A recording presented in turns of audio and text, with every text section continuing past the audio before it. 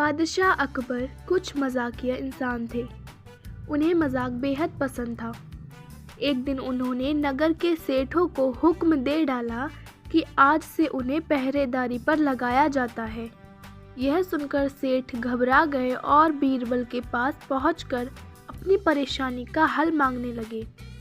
तब बीरबल ने उन्हें हिम्मत देते हुए एक तरकीब बताई और कहा कि वो सब लोग अपनी पगड़ियों को पैर में और पैजामों को सर में बांधकर पहरा देते हुए चिल्ला चिल्ला कर कहें, अब तो आन पड़ी है। दूसरी तरफ बादशाह भी अपना भेष बदलकर गश्त पर निकल पड़े। गश्त लगते वक्त बादशाह की नज़र अचानक सेठों पर पड़ी। उनका ये निराला रूप देखकर बादशाह हंसते हंसते लोटपोट हो गए और उनसे पूछा, ये सब क्या है? तब सेठों का मुखिया बोला, जहाँपना हम लोग पुश्तों से गुड़ और तेल बेचते आए हैं, भला हमसे पहरेदारी कहाँ हो पाएगी। बादशाह अकबर समझ गए कि ये बीरबल की ही तरकीब है और अपना हुक्म वापस ले लिया। फारस का बादशाह और बीरबल।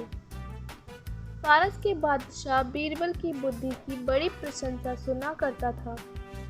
यही वजह है कि उसे बीरबल को देखने की उत्कट इच्छा हुई। उसने अकबर के पास एक पत्र लिखकर भेजा। उसमें उसने बीरबल को बुलाने की बात लिखी थी। वह अहलकार कई दिन की मंजिल तय कर दिल्ली पहुंचा।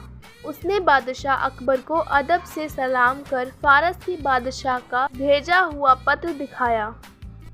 अकबर बादशाह पत्र पढ़कर बहुत खुश हुआ और अहलकार को अपनी सराय में आराम करने की आज्ञा दी। वहाँ उसके आराम की सभी वस्तुएं प्रस्तुत थीं। दूसरे ही दिन बादशाह ने बड़े ठाट बाट के साथ बीरबल को फारस भेज दिया। बीरबल ने फारस पहुंचकर शहर के बाहर एक बाग में अपना डेरा खड़ा कराया। उस अहलकार को अपने आने की सूचना बादशाह को देने के लिए फारस के बादशाह के पास भेजा। जब बादशाह ने सुना कि बीरबल नगर के बाहर मेरे हुक्म का इंतज़ार कर रहा है, तो उसने अपने समस्त कर्मचारियों को अपने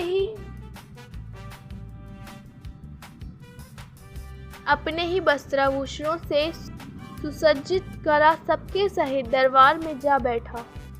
फिर उसने बीरबल को आने की आज्ञा दी।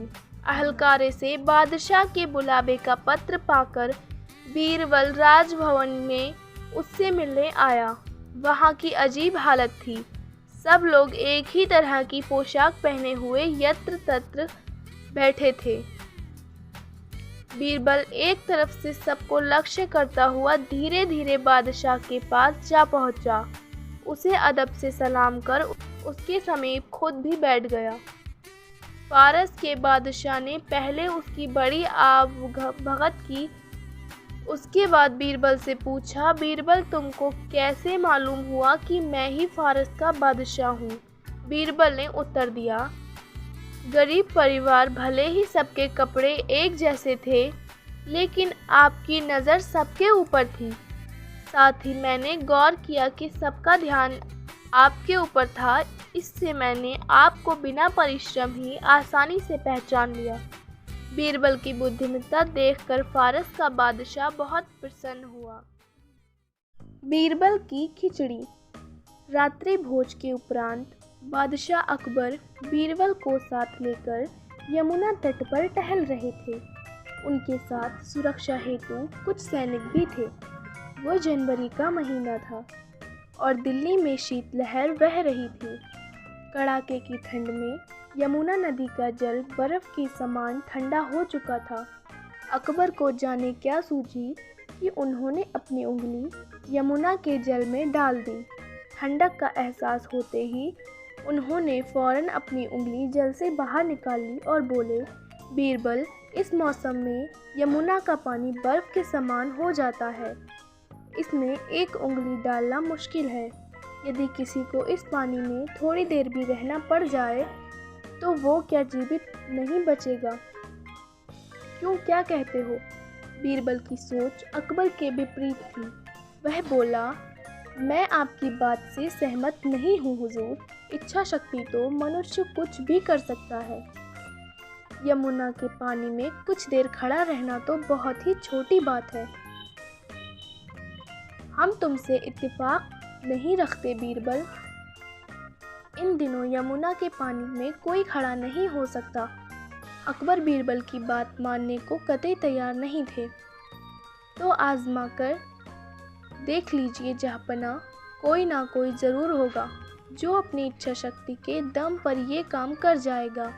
बीरबल विश्वास के साथ बोला, तो ठीक है, कल पूरे राज्य में मुनादी करवा दी जाए कि जो कोई भी पूरी रात यमुना के पानी में कमर तक डूबकर खड़ा रहेगा उसे 100 स्वर्ण मुद्राएं इनाम में दी जाएंगी।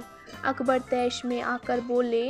अगले दिन अकबर का आदेश पूरे राज्य में प्रसारित करवा दिया गया। कुछ दिनों तक यह चुनौती स्वीकार करने वाला कोई सामने नहीं आया। कोई साहस नहीं कर पा रहा था कि पूरी रात यमुना के ठंडे जल में कमर तक डूबकर खड़ा रह सके। अकबर के राज्य में एक निर्धन धोबी भी रहता था। उसकी मां का स्वास्थ्य बहुत खराब था, किंतु पैसों की तंगी के कारण वह उनका इलाज नहीं करवा पा रहा था। जब उसने यह मुनादी सुनी तो पैसों के लिए यमुना में खड़े होने की चुनौती स्वीकार कर ली।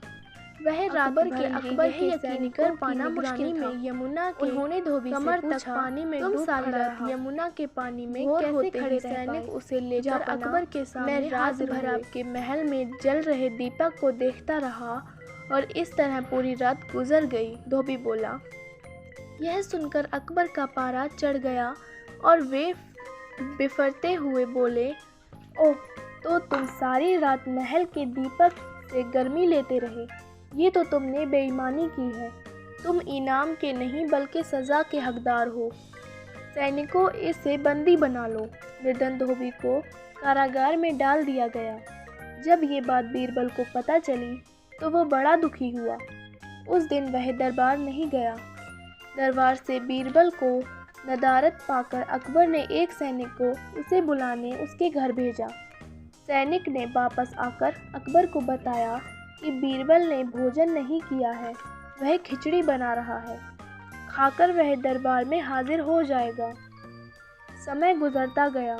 सुबह से दोपहर और दोपहर से शाम हो गई, लेकिन बीरबल दरबार में हाजिर नहीं हुआ। बीरबल कभी ऐसा नहीं करता था। बीरबल की ये हरकत अकबर की समझ से बाहर थी। शाम को वह स्वयं सैनिकों सहित बीरबल के घर पहुँचे। वहाँ पहुँचकर उन्होंने देखा कि बीरबल अपने घर के आंगन में चारपाई डालकर लेटा हुआ है। पास ही एक पेड़ के नीचे आग जल रही है और ऊपर घड़ा लटका हुआ है। यह नज़ारा देख अकबर हैरत में तो पड़े ही, साथ ही क्रोधित भी हुए। क्रोध में लाल पीले होते हुए उन्होंने बीरबल से पूछा, ये क्या है बीरबल?